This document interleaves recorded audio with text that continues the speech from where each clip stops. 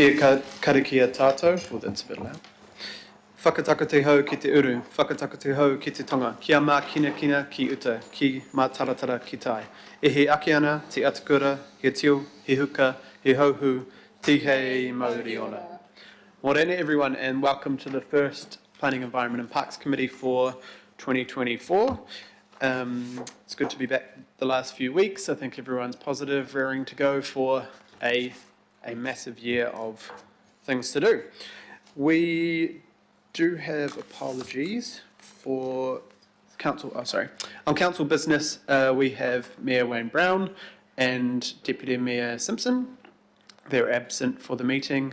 Councillor Fletcher, Foley and Newman could be early departure, but it is a smaller than usual agenda, so let's just not jinx it, so we'll just say early departure, but hopefully we get through all of the business by then.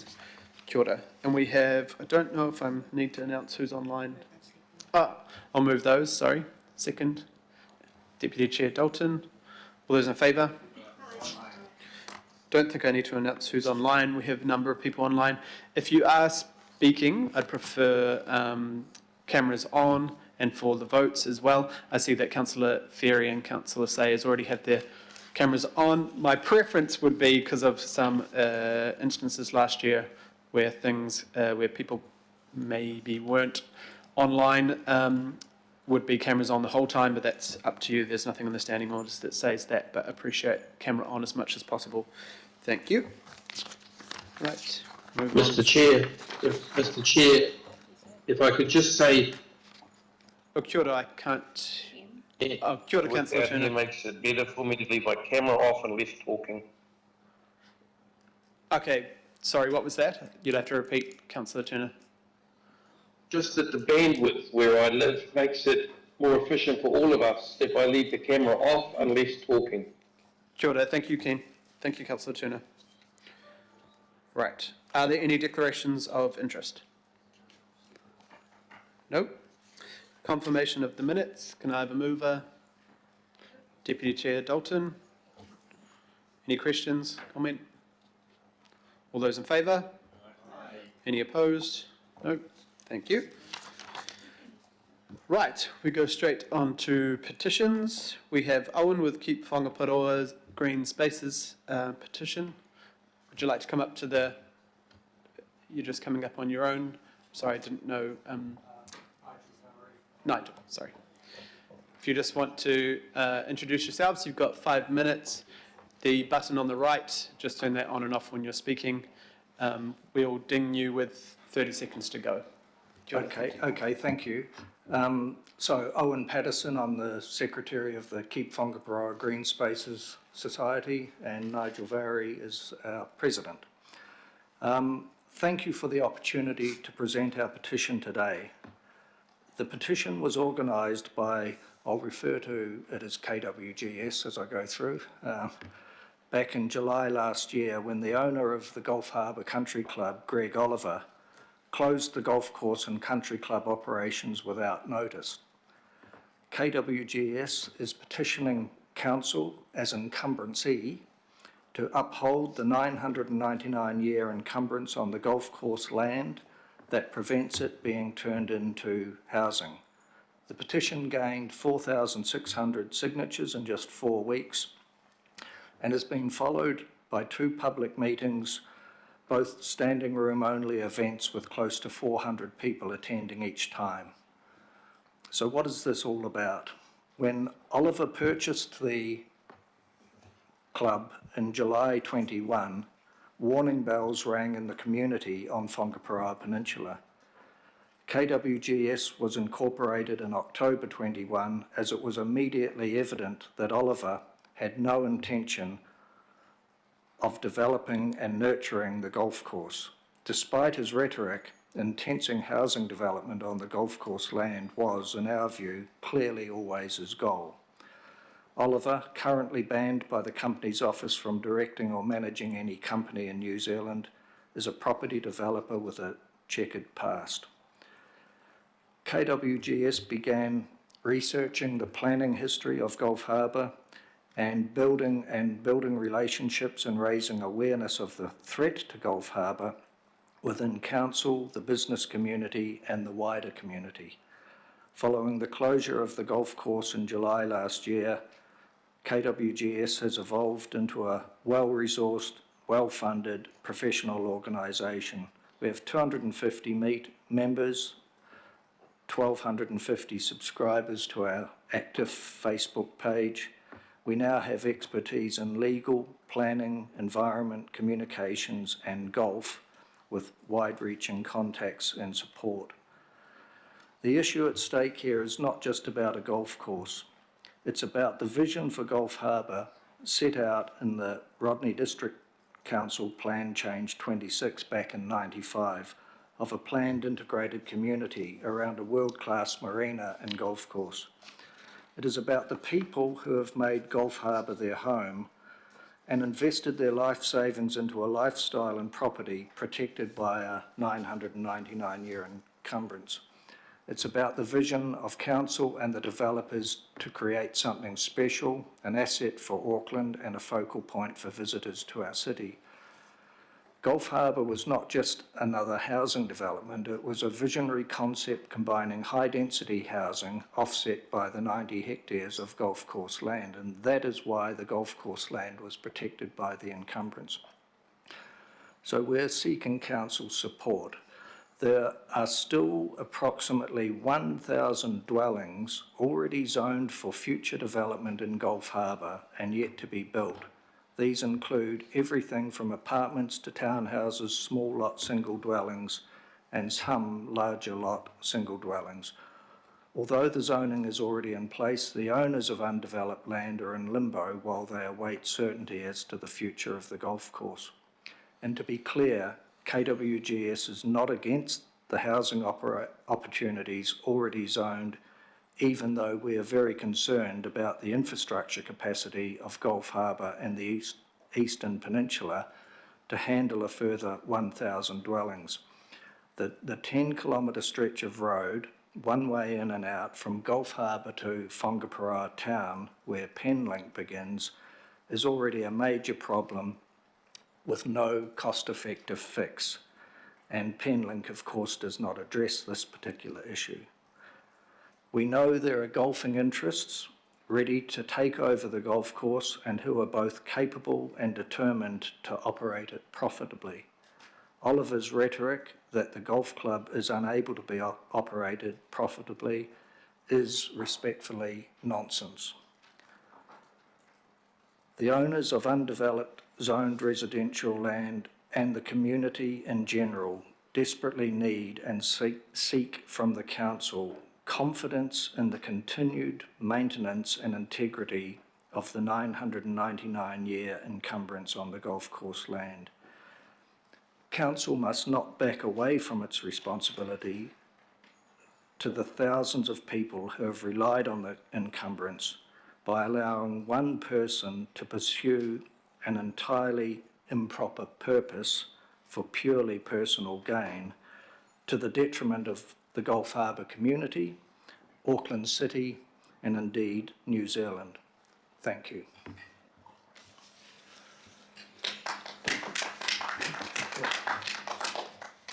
Thank you very much, Owen, and thank you to the members of the, I assume, the community where you live behind you. Not the 4,000 or so, but there family and friends. There are numbers. But thank you for being here and making your way to the town hall today. And thanks also for the meeting we had last year that was, with all the fulsome information. You guys have done a huge job pulling that together.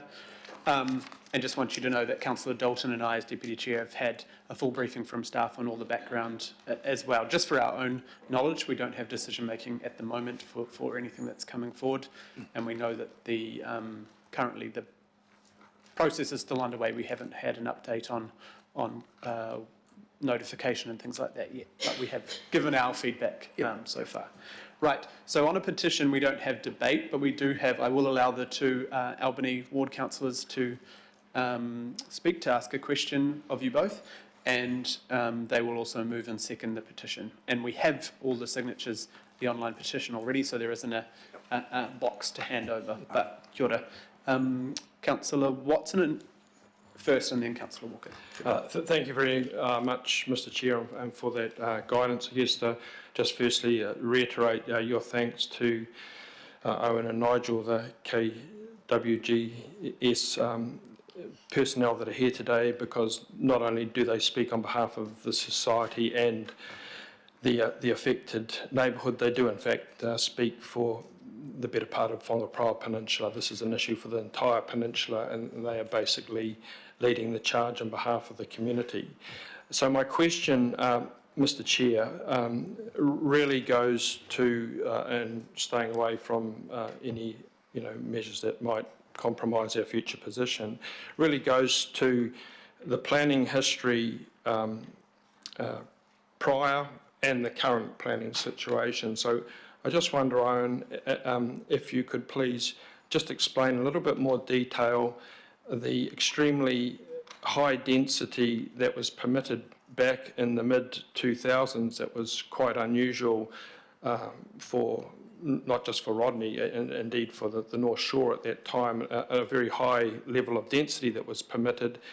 The quid pro quo that allowed that in respect of the open space of the golf course, and finally how that fits in with the existing capacity that is already prevalent in this part of Whangaproa.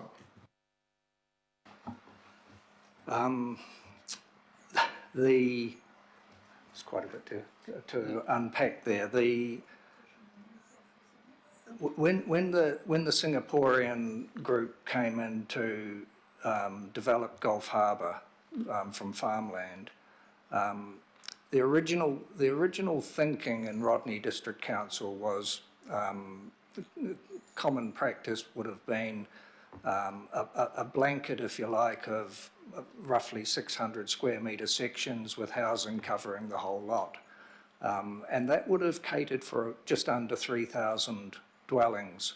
So the developers came in, and I've met with the general manager, Graham Johnson, who ran that at the time, and they came to the council with a proposal that says we can still deliver your 3,000 houses or dwellings, but we propose doing it in a different way.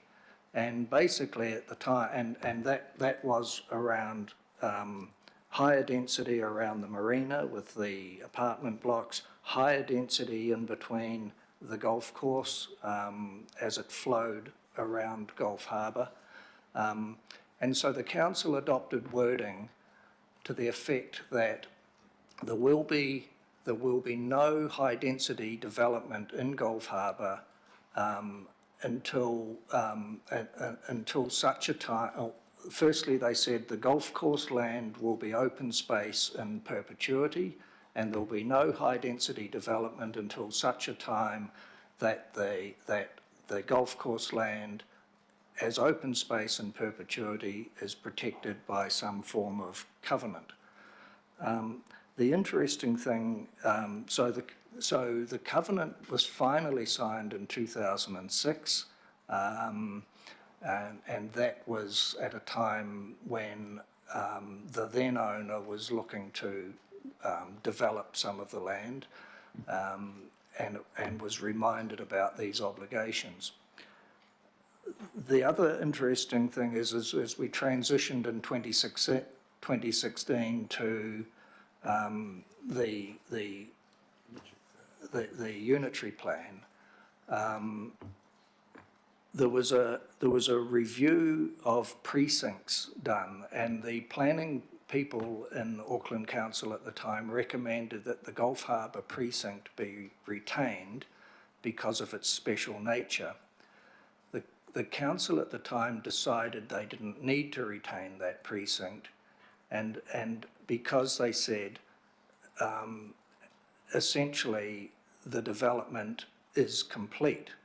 And that, as I researched everything, that to me was compelling that they acknowledged the compromise and the trade-off of the golf course. There was no rhetoric in there at all that, no, it's got to go. So, yeah. Kia ora, thank you Thank you, Councillor Watson. Councillor Walker, last question. Thank you. Sure, so just a question for the benefit of the public that might be listening and the other councillors here. So just around the covenant that you mentioned, can you just perhaps clarify who the covenant is with? So it's a covenant between the golf course and... Yeah, it goes with the title or the titles on the land, and so it is between the owner of the land and the council. That's us. Yes, absolutely, absolutely. And would you suggest that, in that sense, the council's acting on behalf of the community?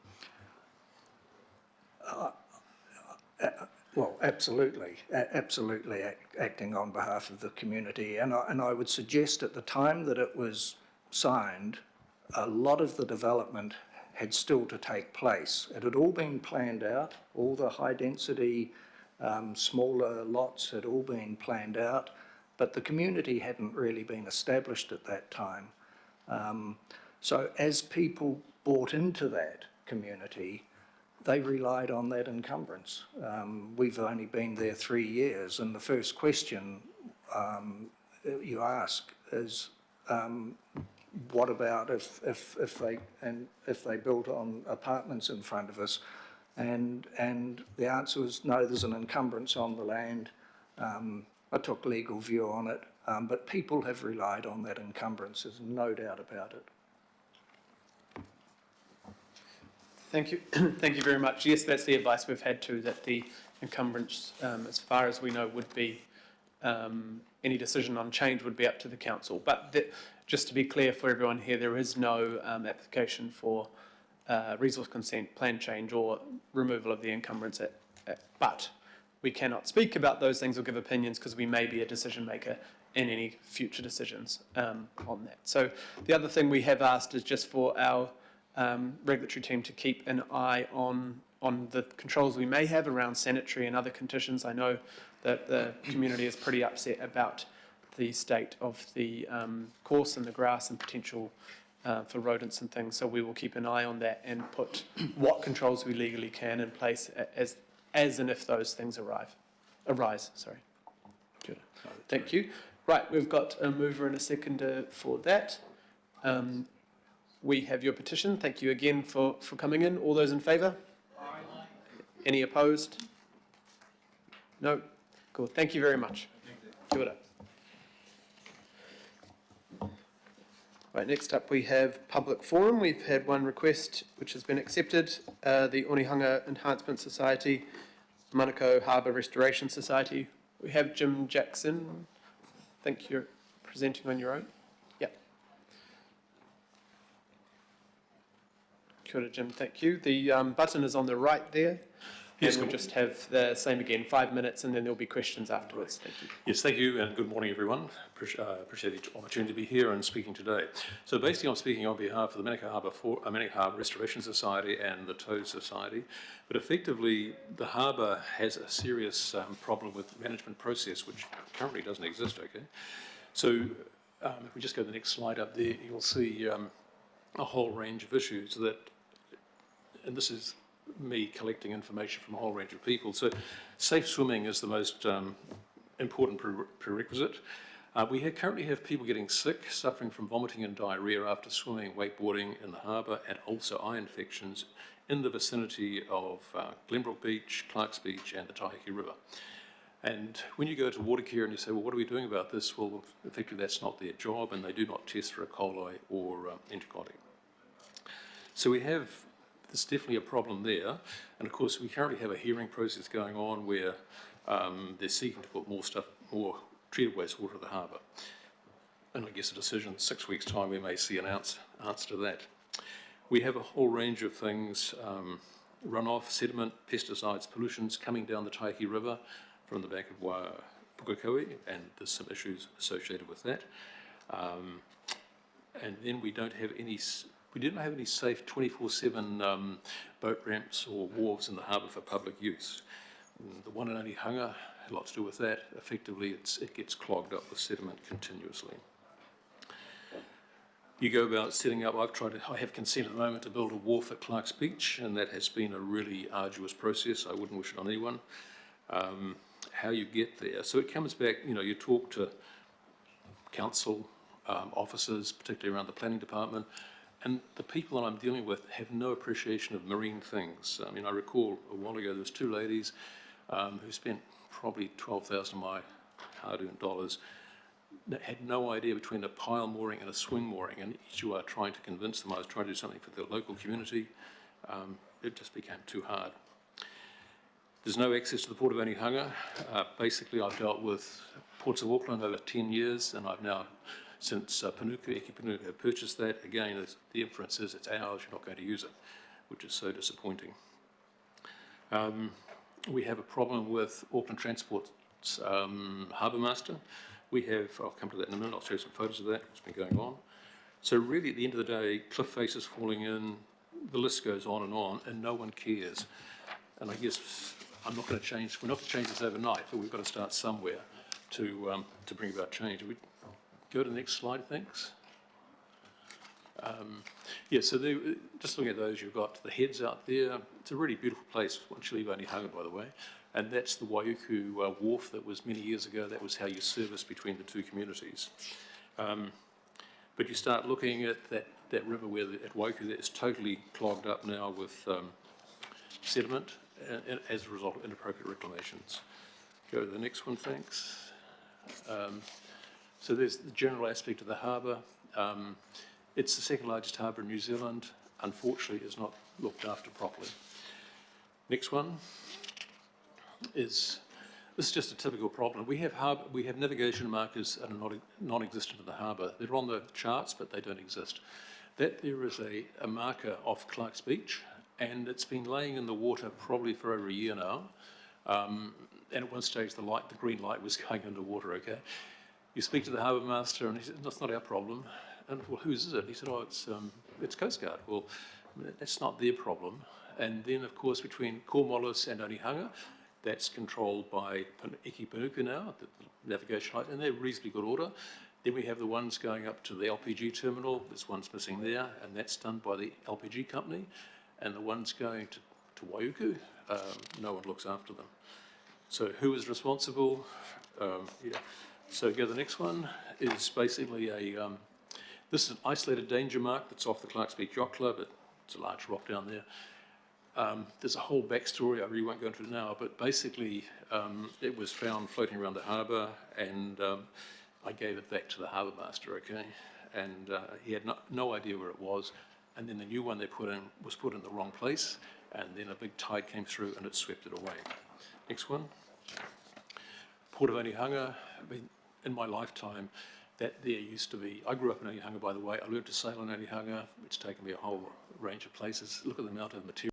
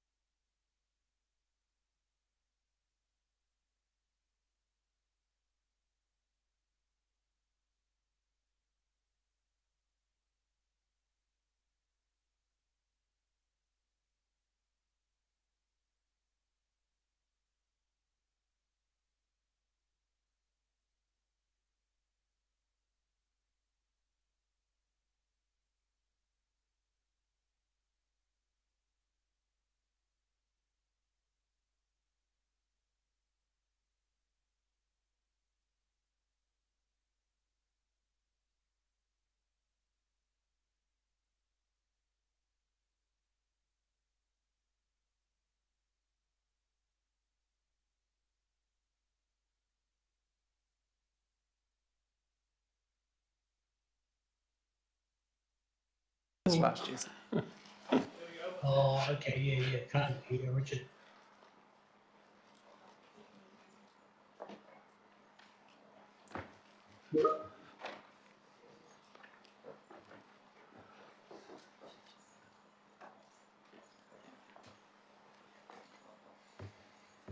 Apologies, we'll be back. So you can just take a... Oh. We can hear you now, Town Hall. We're back. We have no idea why, but we're back. So we will unadjourn. That is very strange. So we didn't do anything, but the sound came back. Thank you. Okay, so basically the sediment that you see on the cliffs falling in, there's literally thousands and thousands of tons that's happening, okay? So what happens is that there's currently sandy foreshores there that are now covered in probably 6 inches of marine sediment. This compromises the marine life under the sand or in the environment totally. And of course, eventually it will migrate out to the channels, which reduces the depth, okay? So it has it's quite a simple thing, and there are simple solutions to try and resolve that, okay? Next one, please. Again, that just shows you, what's going on a daily basis, okay? And effectively, I've had quite a lot to do with, I think, Beckers and Council over the use of mudcrete, and you've used it at Mission Bay, Koimaramara, up the Tamaki River, and of course Ports of Auckland has used it for their container terminal at Mechanics Bay, and some has been used at Westhaven. So really, there's this huge amount of material out there that's freely available, can be automated, and you can start to address it. There's people in the community are saying, well, Watercare has a pipe to put in this area. Maybe it could actually be incorporated in such a structure which then provides a walkway and a cycleway connecting Kahawai Point or Glenbrook Beach to Waiuku. That would be a great outcome for everyone, okay? Next one, thanks. So that's Manukau, our boat ramp. There's no boat ramps on the harbour that are all tied. They're all effectively non-usable. You see that's weed there, okay? So that weed is a result, they believe, of, I had some work done by NIWA and Cawthon Institute as to what was driving that. It's become apparent that the wastewater treatment plant at Mangere is responsible for 50% of the nitrates getting to the Manukau Harbour. And it's that type of nutrient that's driving this weed here. Around Orua Bay, it can be up to 1 metre deep at times after a storm event. But again, these people here would like to that community would like to have a wharf to connect back to Onehunga. It's probably a 35, 40-minute boat trip. But of course, you just can't do it. It's too hard. And we have one here, people driving, more and more people living out there. They want to get to Onehunga as a transport centre, virtually impossible. Go to the next one, thanks. So a while ago, probably about a year ago, I offered to take out politicians and officers on the Manukau Harbour, and the time it was they wanted to do it, it was impossible. Some would say it's not right, but this is a doc I've put in because I just got so frustrated with council, and there was 30-odd people turned up. The time they wanted to depart and return, nowhere else you could do it. The Taiki River is probably the most strategic piece of water on the Manukau Harbour, and to me, it's currently an SCA2 zoning, but it's very deep water, close to a population base. You can see the development on the other side over there. Coast Guard, they're having a new boat built shortly, and which will be designed to service out to the Tasman Sea. They can't put on a trailer. That's the logical place for it. That vessel on there was recently Watercare they had a barge and that boat there to shift the barge around, and they had a problem with it. And they're working 24/7, so these people were sleeping on the barge, sleeping on the dock there, on their vessel. So you start looking at the core things you take for granted on the Waitemata just do not exist, okay, on the Manukau. Next one, please. So this one is that's the consent we have to put a wharf at Clark's Beach. And it's when you're dealing with the officers and they want to know what colour the pile is going to be and have you done a landscape design for it? Are you putting lighting and things? It's just the discussion, and that was about, I don't know, I think it was 20,000 or something, 12,000 to do that. And you look at the quality of the workmanship, there needs to be a formal organisation looking after the Manukau that can start to drive these changes, okay? Next one. Probably about 1 more minute, if that's right. Thank you. So this is the Port of Onehunga. This is currently Eke Panuku own that, and they're saying, yes, you can use it, and we're really concerned about health and safety, and so, well, how do we get on and off a boat? There's a chap there climbing down a gangway, down a vertical ladder, okay, which actually disappeared under the wharf. That's not health and safety, and it's basically a facility that's been provided by the people of Auckland, and it should be made available. Currently, it's not. So, in summary, there's lots of things we could be doing on the harbour. The Kaipa received 200 million. There's the Y8 settlement on this Manukau Harbour, which seems to be in limbo at the moment for a range of reasons. But that's no reason why we shouldn't start working out a better management structure, and maybe it's the iwi, it's the Crown community that start to have an authority to make certain changes. Thank you. Good, thank you very much, Jim. That's quite a fulsome presentation, lots of parts of council. I will put a resolution up to thank and to also recommend to pass your presentation on to all the different parts of council, including Eke Panuku on the wharf and others, to respond to the committee. We also do have another paper coming to committee sometime this half of the year on the Manukau Harbour and the updates from last time and what is happening, all the different various parts of council and what they can and cannot do, or what they have budget for to do, and what we need to advocate for to continually work to improve the harbour. So we do have a number of questions. First of all, we have Councillor Turner online. Thank you. Thank you very much, Mr. Jackson, for your presentation and all your advocacy for the harbour. I can confirm that on the north side of the harbour there is not one boat ramp being maintained and people are having to launch on the beach. My question to you is, have you had much involvement with the shoreline adaptation plan? And if so, could you give us a quick sort of one paragraph comment on your thoughts about it? I haven't had personally involvement with that process, but I just look at some of the things that I've talked about today, which is the erosion of cliff faces, inappropriate material entering the harbour, lack of boat ramps, and why do we have this huge marine growth of seaweed? And of course, at the moment, we have a problem with mangrove seeds. Now, there's various people who support, and those I'm in the middle, but effectively we have thousands and thousands of these things dropping to the sea. And the smell where they start building up in stream beds is nauseating. Thank you. Thank you, and thank you for that comment too. For the first time in my life, I'm seeing mangrove seeds in the Huia Bay and on the Huia beaches. Never before have I seen that. Thank you. Thank you. Kia ora, thank you, Councillor. Councillor Ferry.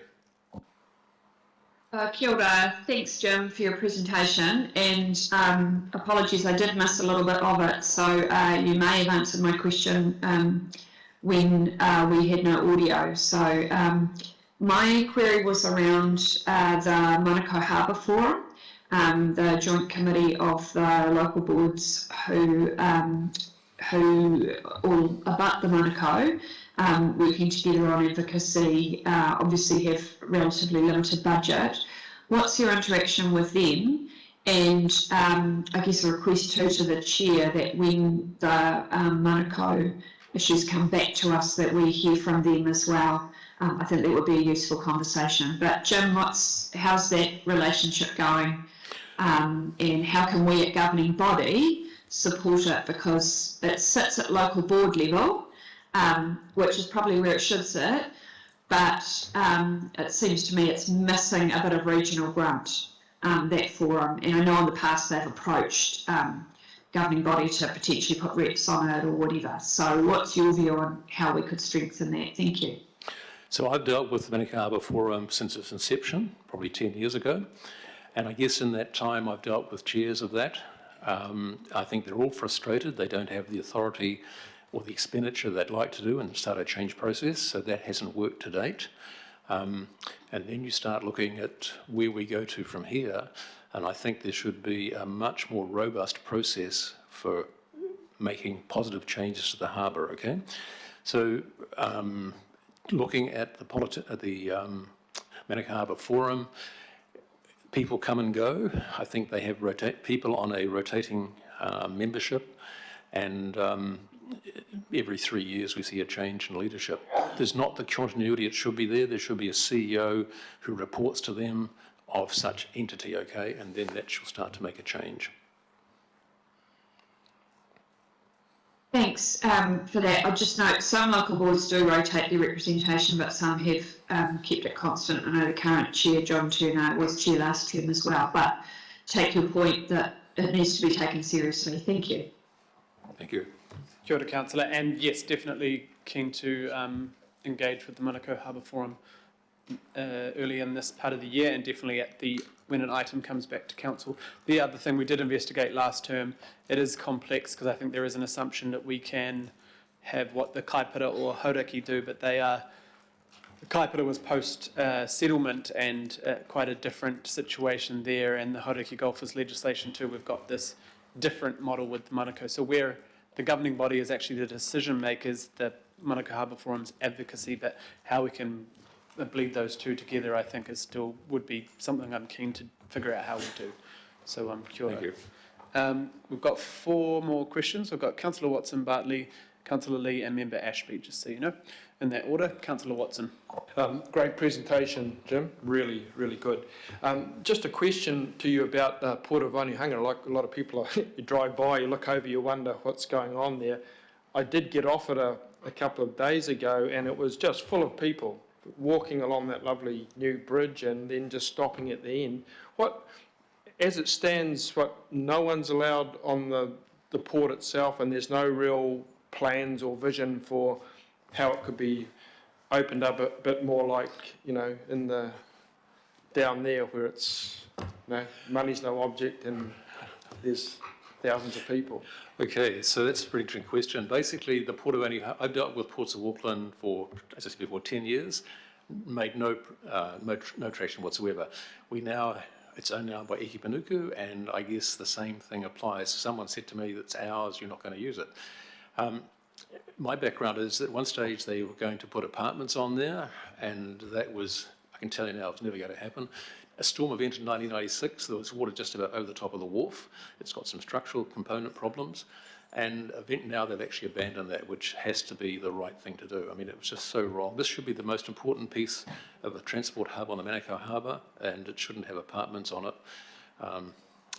So some simple solutions. I think Eki Panuku, now the owners of it, need to be working much more proactively with the harbour community and the Manukau Harbour Forum in providing access. I had a situation a while ago where a Coast Guard, I have lots with Coast Guard by the way, vessel came in with someone injured. They want to use the Port of Onehunga. The gates were locked, they couldn't use it, so then they have to go up to the Mangere boat ramp, which is all covered in mud, to try to sort that out. They fed the injured person out through the forward hatch, okay?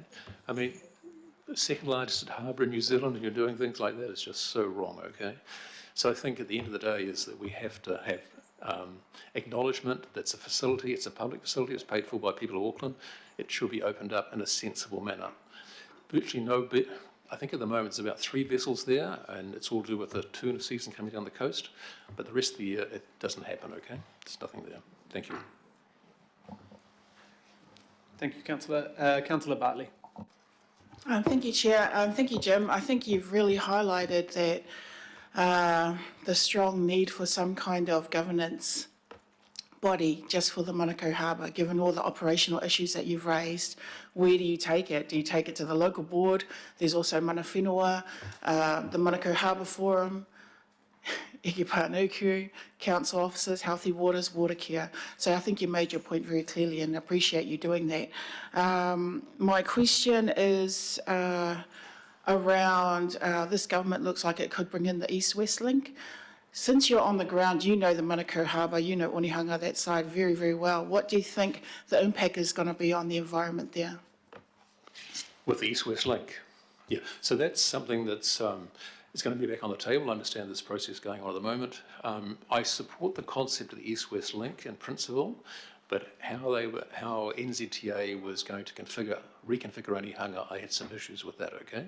And to me, there's some simple ways of solving the problem, and it's how you get there. it has the ability to damage further of that particular part around by the Sea Scouts and things like that there. But unfortunately, you have a problem that NZTA issues the project, in that case it was to Becker's, and you have this sort of authoritarian attitude, and there's no give and about how to find a problem. So you probably, I mean, I did the Onehunga Bay project, it's about 10 years. It's the largest reclamation ever in New Zealand for its purpose, and the first not to go to the Environment Court. And today it's won 8 awards for its outcome, and I think that's quite stunning. It says something, okay? And then I look along the foreshore. We can do the same thing between there and the wharf, and that would solve the east-west link problem, okay? But there's this just barrier. No, we're not going to do anything. We're just going to keep it in the same zone, which does not allow sensible economic outcomes. I mean, council, the Onehunga Bay project, council had a budget of 65 million. I had it priced for 35.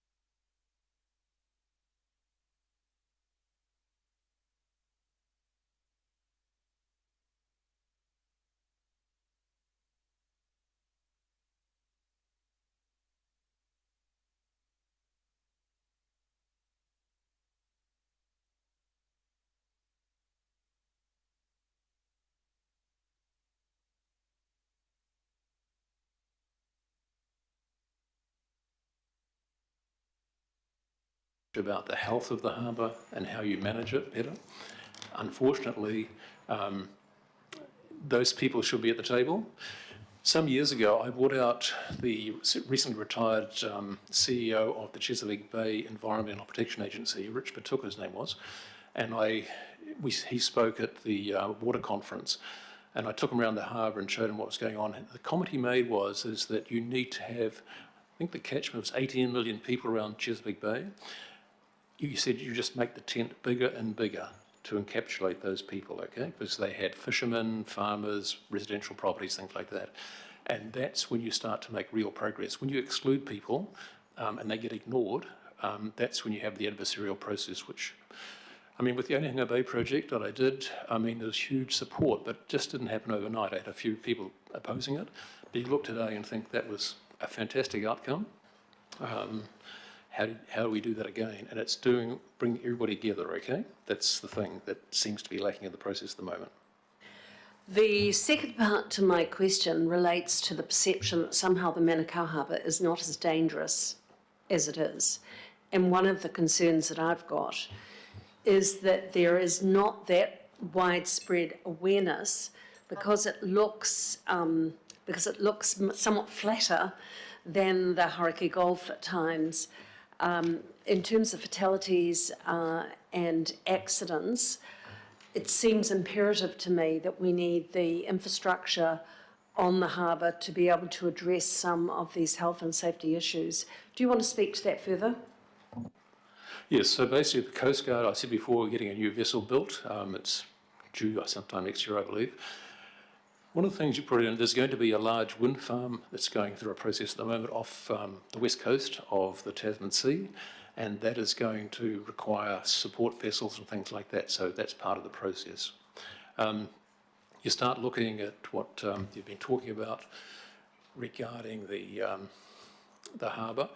I think it was 1,000 people, it's about 2 years ago now, registered bar crossings with Coast Guard. So there's 1,000 vessels went across the bar, okay, in 4 weeks. That's increasing currently. When you see you go out to Toro, Waiapa, other launching ramps, there's just not 1 or 2 boats there. There's probably a couple of hundred boat trailers there, and they are all serious vessels, okay? They've all got serious outcomes on them. Crossing the bar, yes, it's dangerous. On a good day, it's fine, but on a bad day, you wouldn't want to be there, okay? And the inner harbour, there's a lot of lack of understanding. But when you look at the number of boats in the harbour and the ones that get into trouble, it's a very small percentage. Like any harbour, you know, there has to be better ways of doing things. So I fully support the harbour, the Coast Guard on the harbour, because that's a resource. The French Bay one got damaged, the building there, and now their vessel is only Onehunga at the wharf. But it's not on the water, it's on a boat trailer, and then they've got to trailer it around and launch it. There's one at Papakura, and of course we've got Waiuku, but they're all having to trailer them probably 20 minutes from where they store them to the various launching ramps. Not right. Thank you, Jim. Thank you. Kia ora, thank you. Apologies, Councillor Lee. We'll go back to you and hopefully the sound will stay. It keeps going in and out, and I'm trying to let Jim go home. Councillor Lee. Good morning. Good morning, everyone, and good morning, Jim, and thank you for your tireless advocacy for the Manukau going back many decades. In relation to the Port of Onehunga, as you know, and as we've heard from you, you've interacted with the previous owner, Port of Auckland nowadays, not ports, over a long time, and then the port sold this facility to Auckland Council, namely Eki Panuku. How do you rate, as an owner of this facility, Panuku, in terms of community communications, access, accountability, and so on? Please advise. Okay, so I have dealt with, as before, Port of Auckland, but in more recent times I've dealt with senior staff at Eki Panuku, and again there's a constant churn of staff. You meet a new officer probably every 3 or 4 months, and no one is appeared to make a decision, okay? And so I guess this year I would like to catch up with David Rankin, and it's a Paul Majuri, I think, is the chair, something like that, because to me, I've just reached a roadblock, and you think to yourself, why would I keep bashing my head against a brick wall? Because they just keep saying no. And that is not helpful, and the communication route is such that nothing in the current management regime, nothing's going to happen. So I need the support of the highest level to get there. Okay. And I've offered to put some pontoons in there as a starting process. I've also talked to NZTA and the Crown Linds, I think it is, regarding access further up the on the foreshore there between the two bridges somewhere to get better access. Because I can tell you, I mean, I've spent this time getting to this point, and I would suggest that they will just keep blocking me, so then I'll just go and do something, unfortunately. So just on that one, Mike, I mean, this is probably my background. Some years ago, I have a lot to do with Wakarama, encouraging, because I think it's a good, healthy thing for young guys to do. And they have a race between Okahu Bay up the Tamaki River across the isthmus. They push their bokkers across on trailers, and they put them in at Westfield. And then they pushed them out. And then there was a whole lot of mangroves there, and I think someone mentioned the mudlarks from Waiuku. A whole lot of mangroves removed, so they could actually have access out of the harbour, which they did. And I organised PD workers to remove them. Then the next thing was the boat ramp. So I was in America at the time, and a guy called James Sapali, who was a Wakarama enthusiast. So I organised 40 tonnes of roading material to be delivered to Kiwi Rail's site in Westfield. I sent down an excavator and built them a boat ramp. On the Saturday, 300 young guys went through there with no injuries. The place is a tip, by the way. It's got timber and nails everywhere. On Monday, I get this atrocious email from Kiwi Rail saying, you built a boat ramp on our site and you didn't ask. And I went back and said, look, why would I ask? Because you would have told me no, and I would have had a really unsatisfactory situation for these young guys. But I'll tell you what now, I'll remove it, I'll send the truck back and put it back to the state it was prior. And the response was, oh no, you've done a great job, okay? And you're thinking, is that what I've got to do to push these boundaries? And then I worked it with Becca, NZTA, and Fletcher's, I think it was, yeah. And I built the same thing down by Mangere Bridge there. It's still there today, and people use it at high tide to launch kayaks. These are really simple things, and but if you go through a planning process, you'll never get there again. Thank you. Kia ora, thank you. Now, can I just a quick follow-up, if I could, Mr. Chair, just to come back to the Port of Rangihanga question. Port of Auckland, in my experience, and Jim would share this, was never very enabling in terms of public access to that wharf facility. And to be fair to them, they would cite the Health and Safety at Work Act and so on, and there were commercial operations with cement boats and island traders and so on. But nowadays, given it's under council ownership and Panuku control, I just wonder what the problem is in allowing the owners of that facility, that is the people of Auckland, to have some useful access to that facility. cool. Thank you, Councillor Lee. We'll take that as a comment. We do need to restart the whole IT system, so we'll cut it off at these last two questions, if they could be fairly quick, if that's possible. Councillor Darby. Hi, Jim. Good to see you. Just a couple of quick ones, Jim, and I'm sure your group has an interest. I've been talking to Councillor Bartley recently about creating greater efficiencies on Nielsen Street, because it's still got car parking on it, doesn't have freight priority, and the whole productivity of that route can be dramatically improved from what we've got. But just on that, is that your observation that Nielsen Street could actually become a lot more efficient if it had some of that parking removed, the big trucks had more room for manoeuvring, there was a freight priority line? Do you think there's opportunity there along that street? And then I'll go straight to my second question. The government is proposing this East-West link because apparently there is need for greater freight and productivity through there, even though we're not actually maximising it within the infrastructure that we've got, which is what I've just outlined. But that it is very likely to be a project that does not get a look in by community groups. You've just commented on Eke Panuku having a discussion with.